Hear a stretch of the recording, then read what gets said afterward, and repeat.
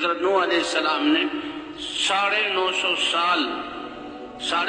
سال دن رات اسی کی دعوت دی. حالانکہ دنیا میں اتنی آبادی نہیں تھی، قوم کی کثرت تھی لیکن آبادی کم تھی. نوح علیہ السلام 950 سال تک رب انی دعوت قومی لیلا و نہارا اللہ کو کارگزاری سنا رہے ہیں. اور اللہ تعالیٰ نے قرآن میں انبیاء کے واقعات کو ذکر کر کے اس امت کی رہبری کی، کیونکہ ختم نبوت کی وجہ سے اللہ نے اس امت کو اس محنت کے لیے چنا جس کے لیے حضرات انبیاء کرام کو بھیجا جاتا تھا. ختم نبوت کی وجہ سے یہ محنت اس کے ذمہ ہوئی تو اللہ نبیوں کے قصے ذکر کر رہے ہیں، کیونکہ کفار کے مقابلے میں اور کثرت کے مقابلے میں اور دعوت کا سب سے بڑا زمانہ حضرت نوح علیہ السلام کا ہے نبیوں میں. تو اللہ نے سورہ نوح اتاری اور اس میں نوح علیہ السلام کی دعوت اور دعوت میں پیش آنے والے حالات، جی ہاں، اور پھر ان حالات میں انبیاء کیا کرتے تھے اللہ نے وہ سارے قصے ذکر کیے، کیونکہ اس امت کو بھی دعوت کے لیے چنا گیا ہے ختم نبوت کی وجہ سے. اور یہ امت دعوت دے گی تو دعوت کا انداز کیا ہو اور پیش آنے والے حالات میں انہوں نے کیسا کیا کرنا ہے. تو حضرات انبیاء کرام کے قصے، اے میرے رب میں نے اپنی قوم کو دن کو بھی دعوت دی رات کو بھی دعوت دی. فلم یزدہم دعائی الا فرارا. لیکن آگے سے حالات ایسے ہیں اور معاملہ ایسا کیا جا رہا ہے کہ میں ان کو دعوت دینے کے لیے ان میں آتا ہوں اور ان کو اللہ کی طرف بلانا شروع کرتا ہوں تو میری دعوت سے یہ بدکتے ہیں، میرے ان بولوں سے یہ جو ہے نفرت کرتے ہیں اور بدک جاتے ہیں اور یہ بھاگ پڑتے ہیں. اور 950 سال تک فلم یزدہم دعائی الا فرارا. اس لیے کہتے ہیں ہمارے حضرات کہ بھئی ہمارا کام تو محنت کرنا ہے، اللہ کے امر کو جو ہے پورا کرنا ہے، باقی نتیجہ اللہ کے قبضہ قدرت میں ہے. اللہ تو محنت کا پورا اجر عطا فرمائیں گے. ہم نتیجے کے مکلف نہیں ہیں، نہ نتیجے کو دیکھنا ہے. ہمارا تو یہ یقین ہو کہ اللہ کو امر کو پورا کر دیا بس ہم کامیاب ہو گئے. جیسے وہ پیچھے 2 قصے سنائیں تو نوح علیہ السلام 950 سال تک دعوت دے رہے ہیں، کیونکہ اگر نتائج کو ہم نے دیکھا اور ہم یہ سمجھے کہ نتیجہ ظاہر ہوگا تو اس سے ہمیں ہماری کامیابی ناکامی کا پتہ لگے گا. یہ ٹھیک نہیں ہے، بلکہ ہم تو یہ دیکھیں اللہ کا امر پورا ہوا، لیکن اللہ کا امر اتنا بڑا تو اس میں اپنی کوتاہی کا اعتراف کرتے ہوئے کمیوں پر استغفار اور اس امر پر جمے رہنا، یہ ہماری صفت ہے. تو اگر نتائج جو ہے اچھے نتائج ظاہر ہوئے، ہدایت دینے والے تو اللہ ہیں.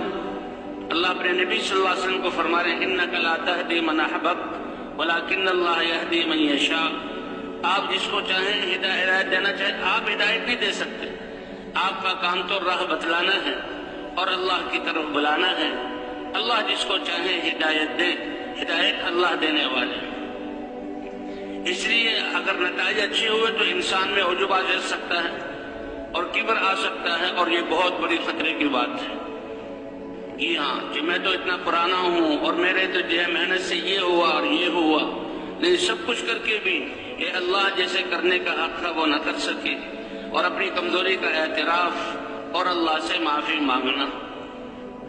اور اگر نتیجہ ظاہر نہ ہوا تو انسان شیطان پھر مایوسی کی طرف لے جائے گا. مایوس ہونا بھی جو ہے یہ بری بات ہے. اے ایمان والو اللہ کی رحمت سے مایوس نہ ہو. جی ہاں، تو اسی لیے حضرات انبیاء کرام سب سے ان کا زیادہ وقت دعوت دینے پر لگا، اور دعوت سے جن کو اللہ نے چاہا ان کو ہدایت ملی، ایمان آیا، اور پھر اللہ کے احکام اترے. اور جو نبیوں کی بات ماننے والے، اللہ کے حکموں پر چلنے والے، کتنی دفعہ واقعہ ایسا ہوا کہ جو مخالفین تھے اللہ نے اپنے عذاب کا کوڑا برسایا اور سب کو ختم کر کے ایمان والوں کو زمین کا وارث بنایا. اب 950 اے میرے رب میں ان کو بلاتا ہوں اور جب ان کی طرف آتا ہوں تو یہ کانوں میں انگلیاں ٹھوس لیتے ہیں اور اپنے کپڑوں کو بھاگنے کے لیے سمیٹ لیتے ہیں، اور میں زور زور سے ان کو پکارتا ہوں. وَأَسْرَرْتُ لَهُمْ إِسْرَارًا، اور چپکے چپکے بھی ان کو میں یہاں دعوت دیتا ہوں. علماء نے لکھا ہے چپکے چپکے کا مطلب جیسے ہماری انفرادی دعوت کہ اکیلے کسی کے گھر جا کر، اس کی دکان پہ جا کر، اس کے کام کی جگہ جا کر اس کو بٹھا کر اور اس سے بات کرنا، اور اس کو یہی بنیادی بات لا الہ الا اللہ، کہ اللہ کے علاوہ کوئی عبادت کے لائق نہیں۔ اللہ نے کامیابی کے لیے اپنا مبارک دین مرحمت فرمایا ہے، اور اللہ کے احکام کو نبی کے طریقے پر ماننا یہ کامیابی ہے۔ تو نوح علیہ السلام کہنے ایک ایک کو میں نے چپکے چپکے بھی دعوت دی، اور اسے کہا کہ اللہ کی عبادت پر آ جاؤ، اللہ کے علاوہ کوئی معبود نہیں ہے کہ جس کی بات کو مانا جائے، جس کے سامنے جھکا جائے، جس سے دل کو لگایا جائے، جس سے حاجت کو مانگا جائے۔ 950 سال کی محنت کا نتیجہ 80 سے کچھ زائد لوگ ایمان والے ہوئے، اور 950 سال کے بعد پھر اللہ کا اے میرے رب، نہ تو یہ ایمان لا رہے ہیں بلکہ اپنی آگے آنے والی نسلوں کو کفر پر جماتے ہیں اور میری مخالفت پر کھڑا کرتے ہیں اور ان کو جہنم کا ایندھن بناتے ہیں۔ اس پر اللہ نے کشتی کا بنانے کا حکم دیا تھا، اور پھر فرمایا کہ دیکھو اب میرا عذاب آنے والا ہے، اور جب تندور سے بھی پانی ابل پڑے تو تم کشتی میں ایمان والوں کو سوار کر لو۔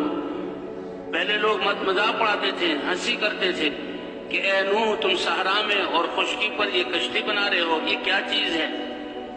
لیکن یہ تو اللہ کا امر تھا۔ نوح علیہ السلام تو اس لیے کہتے ہیں کہ ایمان اس کا تقاضا یہ ہے ہم تو اللہ کے امر کو پورا کریں، چاہے ہماری سمجھ میں آئے یا نہ سمجھ میں نہ آئے۔ ہماری عقلیں اور ہمارے علم کے جہاں وہ ذرائع بہت محدود ہیں، ہماری عقلیں بہت چھوٹی ہیں، اللہ کا امر اس سے بہت بڑا ہے۔ تو قوم تو مذاق اڑاتی تھی، لیکن اللہ کے امر پر نوح علیہ السلام بنا رہے تھے، اور جب آسمانوں سے پانی برسا اور تندور سے بھی پانی نکلا، جہاں آگ جلتی ہے روٹی پکتی ہے، اور پانی زمین بھر گئی، تو نوح علیہ السلام نے ایمان والوں کو کشتی میں سوار کیا۔